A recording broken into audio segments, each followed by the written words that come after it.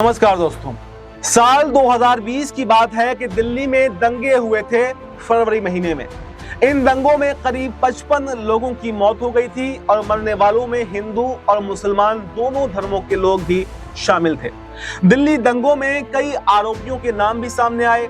FIR number 59 में अगर देखें तो यूपीए उन पर लगाया गया था, जिसमें उमर खालिद हो या खालिद सैफी हो, शर्जील इमाम हो, इस तरह के तमाम जो हैं वो बड़े बड़े नाम भी इसमें शामिल हैं और आज तक अगर कहा जाए तो उन्हें बेल भी नहीं मिल पाई है।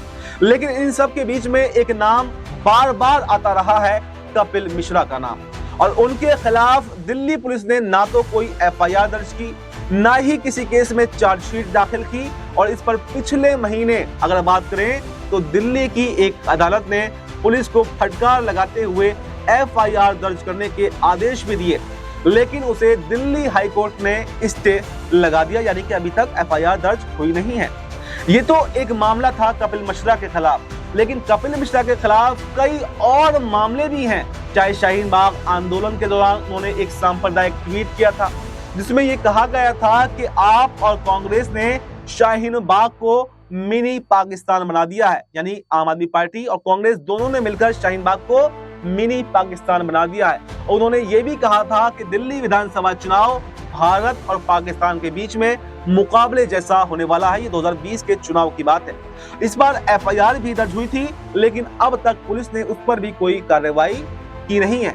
वो इतनी धीमी कार्रवाई रही है कि दिल्ली हाईकोर्ट ने अब मंगलवार को पुलिस को बड़ी फटकार यहां पर लगाई है और 2020 से मामला जो लंबित है, दिल्ली में बीजेपी की सरकार अब बन चुकी है और कपिल मिश्रा खुद 8 कल्चर और कानून मंत्री इस बार बनाए गए हैं। तो ऐसे में सवाल ये उठ रहे हैं कि जब वो मंत्री नहीं थे तो तब भी उनके खिलाफ कोई सख्त कार्रवाई नहीं हुई, तो अब जब वो मंत्री हैं, जब दिल्ली के अंदर बीजेपी की सरकार है, तो क्या उनके खिलाफ कोई कार्रवाई हो पाएगी? और तो अब क्या उम्मीद जो है इसको लेकर की जा सकती है? कोर्ट ने कहा है कि पुलिस साक्ष्य को इकट्ठा ही नहीं कर पा रही है। 8 अप्रैल को डीसीपी की रिपोर्ट में यह बताया गया था कि ट्विटर से जानकारी ली जाएगी, लेकिन आज तक कोई भी रिपोर्ट उस पर कोर्ट को नहीं सौंपी गई है। कोर्ट ने कहा है कि दिल्ली पुलिस की जांच एजेंसी कोर्ट के निर्देशों का पालन सही से नहीं कर रही है और अगर ऐसा लगा तो फिर पुलिस पर भी कार्रवाई की जा सकती है। कोर्ट ने यह भी पूछा है कि अगर किसी और मंत्रालय की मदद चाहिए तो फिर लीजिए, लेकिन कम से कम ढंग से काम तो कीजिए। सोचिए जरा कि एक ट्वीट के मामले में एफआईआर हुई थी 2020 में और अब चल रही है 2025, लेकिन दिल्ली पुलिस अब तक कोई सबूत उसके खिलाफ नहीं जुटा पाई है। वहीं पर दूसरी तरफ बात कर लें अली खान महमूदाबाद की, तो अली खान महमूदाबाद ने एक फेसबुक पोस्ट किया था ऑपरेशन सिंदूर के बाद में, जिसमें कर्नल सोफिया कुरैशी और मुसलमानों के हालात पर एक लंबा लेख लिखा गया था और कुछ ही दिनों में उन पर न सिर्फ एफआईआर दर्ज होती है बल्कि उनकी गिरफ्तारी भी कर ली जाती है। महिला आयोग एकदम संज्ञान ले लेती है और हरियाणा पुलिस भी उनको फौरन जो है आनन फानन में जेल भेज देती है। फिर कहीं जाकर जब मामला सुप्रीम कोर्ट पहुंचता है तो भले ही उसे सुप्रीम कोर्ट से जमानत मिल जाती है और कोर्ट ने कहा कि अगर कोई बाधा है तो जरा हमें बताइए, वरना आप जांच पूरी करके हमें दीजिए।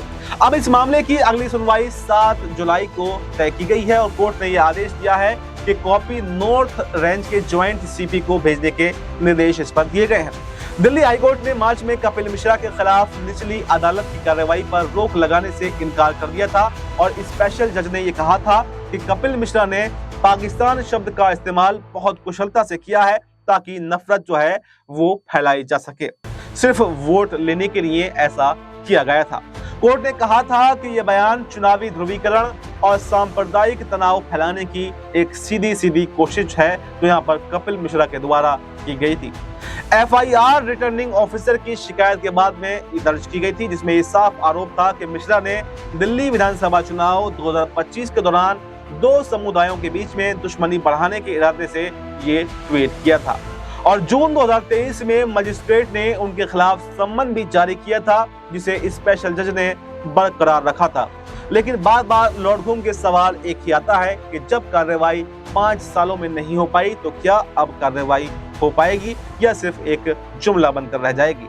मिश्रा की ये दलील थी इस बार कि उन्होंने किसी धर्म का या समुदाय का अपमान नहीं किया, उन्होंने किसी भी धर्म का नाम नहीं लिया, लेकिन कोर्ट ने ये पहले भी कहा था कि उन्होंने एक ऐसे देश का जिक्र किया है कि जिसे हम आम बोलचाल में एक धर्म विशेष से जोड़कर ही देखते हैं, और ये बयान पूरी तरह से दुर्भावनापूर्ण होता है।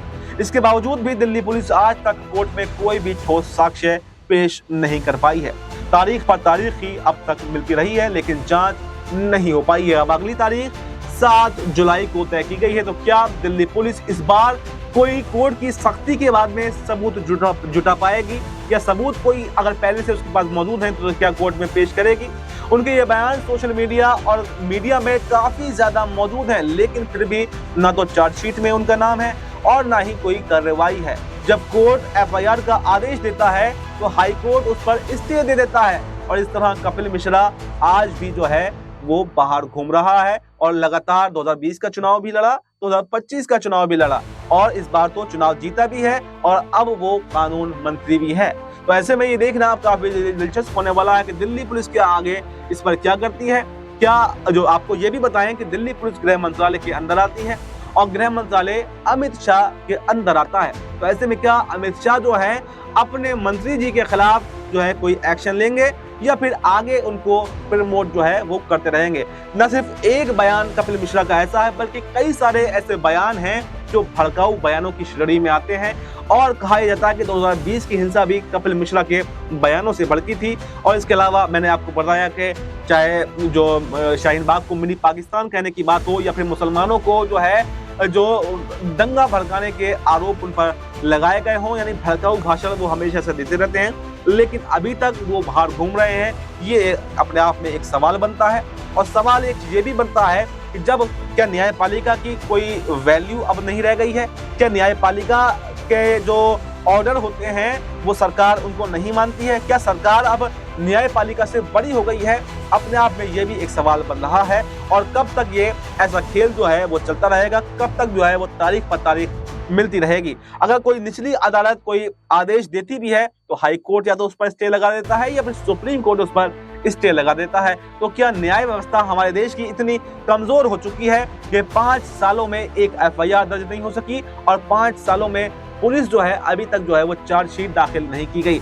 जबकि इसके उलट ये देखना भी जरूरी है कि उमर खालिद हो, या फिर शर्जील इमाम हो, या फिर AIMIM के जो नेता हैं वो हो, उन सभी नेताओं पर जो एफआईआर दर्ज की गई, और न सिर्फ एफआईआर दर्ज की गई बल्कि 5 सालों से वो जो है जेल के अंदर हैं, सलाखों के पीछे हैं, और उनकी जमानत अर्जी जो है वो भी बार बार खारिज की जा रही है।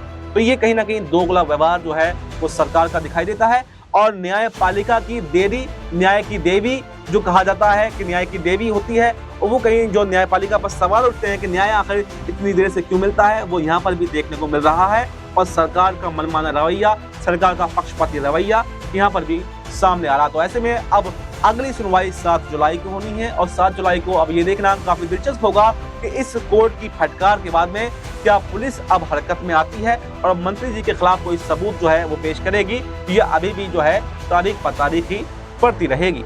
फिलहाल इस रिपोर्ट में इतना ही। इस रिपोर्ट पर आपकी क्या राय है, कमेंट बॉक्स में अपनी राय जरूर दें, और हमें दीजिए इजाजत। नमस्कार।